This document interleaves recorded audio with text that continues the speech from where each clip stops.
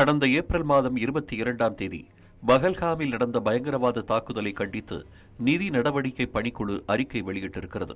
பஹல்காம் பயங்கரவாத தாக்குதலில் அப்பாவி பொதுமக்கள் 26 பேர் மிக கொடூரமாக கொல்லப்பட்டதாகவும், இதுபோன்ற பயங்கரவாத தாக்குதல்கள் பெரிய அளவில் நிதி ஆதரவு இல்லாமல் நடக்காது என்று கூறியிருக்கும் நிதி நடவடிக்கை பணிக்குழு, எந்த ஒரு தனி நாடும் இப்படிப்பட்ட பயங்கரவாத சவால்களை தனியாக எதிர்த்து போராட முடியாது என்றும் குறிப்பிட்டுள்ளது. மேலும் பயங்கரவாதத்தை எதிர்த்து போராட அழைப்பு விடுத்துள்ள நிதி நடவடிக்கை பணிக்குழு பயங்கரவாத அமைப்புகளுக்கு எவ்வாறு நிதி அளிக்கப்படுகிறது என்பது குறித்த விரிவான பகுப்பாய்வை வெளியிடுவதற்கான திட்டங்களையும் அறிவித்துள்ளது. அறிக்கையில் பயன்படுத்தப்பட்டிருக்கும் தொனியும் மொழியும் வழக்கத்திற்கு மாறாக வலிமையாகவும் கூர்மையானதாகவும் அமைந்துள்ளது. குறிப்பாக அரசு ஆதரவு பயங்கரவாதத்தை ஒரு கடுமையான ஆபத்து என்று நிதி நடவடிக்கை பணிக்குழுவின் அறிக்கை குறிப்பிட்டுள்ளது.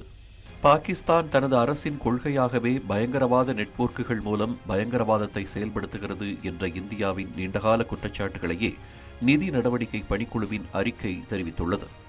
ஏற்கனவே பாகிஸ்தானின் பயங்கரவாத நிதியுதவி மற்றும் பிற நாடுகளின் உதவி பணத்தை பயங்கரவாதத்திற்கு எப்படி தவறாக பயன்படுத்துகிறது என்பது பற்றிய ஆவண தொகுப்பை இந்தியா தயாரித்துள்ளது. பஹல்காம் பயங்கரவாத தாக்குதலை கண்டித்திருக்கும் FATF ஒரு குறிப்பிட்ட பயங்கரவாத தாக்குதலை நேரடியாக கண்டிப்பது இது 3வது முறையாகும்.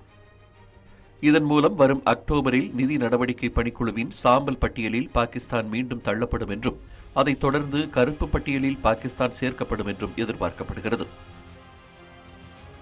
இதற்கிடையே பிரிட்டனில் இயங்கி வரும் the International Institute of Strategic Studies என்ற சிந்தனை குழுவும் தனது ஆய்வறிக்கையில் இந்தியா நடத்திய ஆபரேஷன் சிந்தூர் முன்னெப்போதும் இல்லாத சிறப்புமிக்க நடவடிக்கையாகும் என்று கூறியிருக்கிறது. பொதுமக்களையோ அல்லது ராணுவ உட்கட்டமைப்பையோ குறிவைக்காமல் லஷ்கர்-இ-தொய்பா மற்றும் ஜெய்ஷ்-இ-முகமது போன்ற பயங்கரவாத அமைப்புகளின் தளங்களையே குறிவைத்து துல்லியமாக இந்தியா தாக்கியிருக்கிறது என்று தெரிவித்துள்ளது. பல்வேறு தளங்களில் இந்தியாவை எதிர்க்க பயங்கரவாத குழுக்களையே நம்பியிருக்கும் பாகிஸ்தான் ஆபரேஷன் சிந்தூரில் கொல்லப்பட்ட பயங்கரவாதிகளின் இறுதி சடங்குகளை அரசு மரியாதையுடன் நடத்தியதும், அந்த நிகழ்வுகளில் பாகிஸ்தானின் ராணுவ மற்றும் காவல்துறையினர் கலந்து கொள்ள வைத்ததும் ஆச்சரியமானதல்ல என்றும் அந்த அறிக்கை சுட்டிக்காட்டியிருக்கிறது. பஹல்காம் பயங்கரவாத தாக்குதலுக்கு முன்பே சிந்து நதிநீர் ஒப்பந்தம் குறித்து மீண்டும் பேச்சுவார்த்தை நடத்த இந்தியா அழைத்தும் பாகிஸ்தான் மறுத்துவிட்டது. ஆபரேஷன் சிந்தூரின் ராணுவ நடவடிக்கை தற்காலிகமாக நிறுத்தப்பட்ட நிலையிலும் சிந்து நதிநீர் ஒப்பந்தமும் கால வரையறையின்றி நிறுத்தி வைத்துள்ளது இந்தியா. பாகிஸ்தான் பயங்கரவாதத்தை நிறுத்தும் வரை இந்த ஒப்பந்தமும் நிறுத்தி வைக்கப்படும் என்று இந்தியா திட்டவட்டமாக தெரிவித்திருக்கிறது.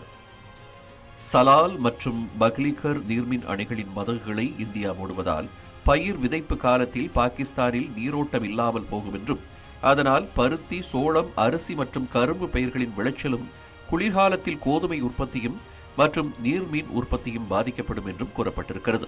இந்த சூழலில் செனாப் மற்றும் ஜீலம் நதிகளில் நீர்மின் திட்டங்களுக்கான அணைகளை இந்தியா வேகமாக கட்டத் தொடங்கியிருப்பதால் இன்னும் 3 ஆண்டுகளுக்குள் பாகிஸ்தானின் அனைத்து பயிர் விளைச்சலும் பாதிக்கப்படும் என்று சிந்தனை குழுவின் அறிக்கை மதிப்பிட்டிருக்கிறது.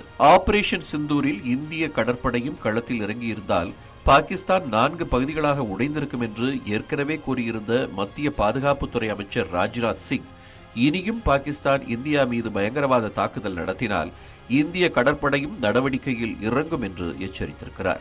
இதையும் குறிப்பிட்டுள்ள சிந்தனை குழுவின் அறிக்கை, ஜெய்ஷ்-இ-முகமது தலைவர் மசூத் அசார் ஆபரேஷன் சிந்தூர் நடவடிக்கைக்கு பதிலடி தரப்படும் என்று தெரிவித்துள்ள நிலையில், பயங்கரவாதிகள் மீது பாகிஸ்தான் தீவிரமாகவும் வெளிப்படையாகவும் நடவடிக்கை எடுக்க மறுத்தால் மற்றொரு ஆபரேஷன் சிந்தூர் நடவடிக்கை நிச்சயம் இருக்கும் என்றும் தெரிவித்துள்ளது.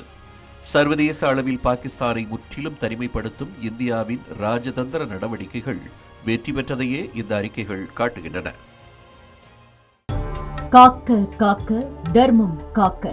மதுரையில் கந்தசஷ்டி கவசம் பாடும் 5 லட்சம் முருக பக்தர்கள். மாபெரும் ஆன்மீக சாதனைக்கு நம்மால் முடிந்த பங்களிப்பை நல்குவோம், புண்ணியம் பெறுவோம்.